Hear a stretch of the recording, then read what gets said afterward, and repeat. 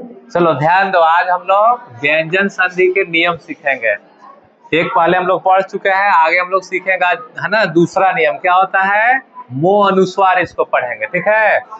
यदि देखो नियम में क्या करा है कि यदि म के बाद अंतस्थ व्यंजन या उस वर्ण हो तो कह रहा है कि म के स्थान में अनुस्वार हो जाएगा। अब सबसे पहले ये जानना होगा कि सर अंतस्थ किसको बोलेंगे। अब ध्यान दो, अंतस्थ क्या है सर। अंतस्थ में कौन कौन वर्ण आएगा, तो तलाबी सा आएगा, मूर्धनी सा आएगा, दंती सा आएगा और थ आएगा।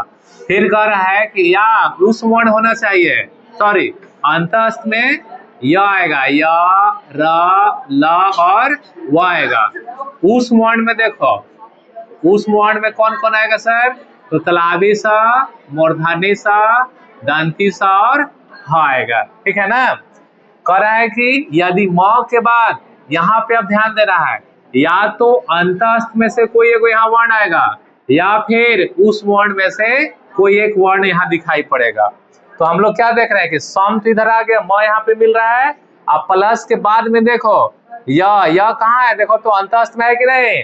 तो अगर म के बाद कोई भी अंतस्थ में से या उस वर्ण में से कोई एक अक्षर यहाँ दिखाई पड़ेगा तो ये जो म है ना अनुस्वार में कन्वर्ट हो जाएगा। किसमें होगा, अनुस्वार में। तो म का अनुस्वार में बदल दिए, इसको जोड़ के लिख दिए, यानी सम प्लस योग क्या हो जाएगा, संयोग हो जाएगा। ठीक उसी तरह से देखो सम म आ गया, इसके बाद करा स, तो देखो तो स कहाँ रहा है, दंती सा, उस वर्ण में आया कि नहीं। यानी सम के बाद या तो उस अंतस्थ भी हो सकता है या फिर उस वर्ण भी हो सकता है। तो ये वाला उस वर्ण है, फिर भी अगर उस वर्ण भी मिलता है तो म हमेशा अनुस्वार में कन्वर्ट हो जाएगा, यानी सम प्लस सार क्या बन जाएगा, संसार हो जाएगा। ठीक उसी तरह से सम प्लस क्या लिखा हुआ है, वाद, वह किस में आएगा, अंतस्थ में कि उस वर्ण में, यानी अंतस्थ में से वो आएगा। फिर भी जब वर्ण यहाँ अंतस्थ आ गया फिर म को अनुस्वार में कन्वर्ट कर देंगे, यानी सम प्लस वाद क्या हो जाएगा, संवाद हो जाएगा।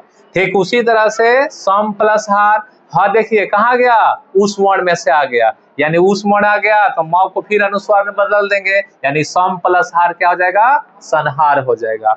उसी तरह से देखो अगला नियम कहता है कि अष्टो अष्टुना अष्टो।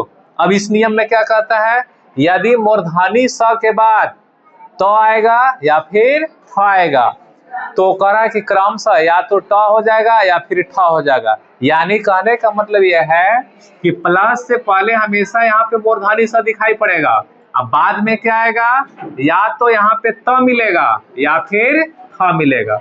अगर मूर्धनी स के बाद त आता है तो त को हमको ट में कन्वर्ट कर देंगे, और यहाँ पे अगर थ आएगा तो थ किस में बदल जाएगा, ठ में बदल जाएगा, याद रखना है।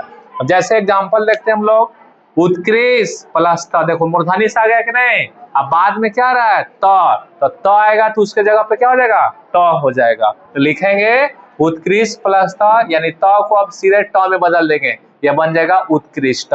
उसी तरह से देखो सस प्लस था, मूर्धनी से तो आ गया प्लस से पहले, अब बाद में थ है तो थ वाला कहाँ बदल रहा है, थ में बदल रहा है, तो सस प्लस था, थ के जगह क्या कर देंगे ठ, यानी षष्ठ हो जाएगा। ठीक उसी तरह से त्रिस प्लस थम, मूर्धनी से आ गया प्लस से पहले, बाद में थ आ गया तो थ वाला को कहाँ बदलना है, ठ में बदल देना है, यानी प्रिस प्लस थम क्या बदल जाएगा, पृष्ठम। आ गया समझ में। आज इसको इतना ही रहेगा, बाकी कल हम लोग सीखेंगे आगे के नियम, ठीक है।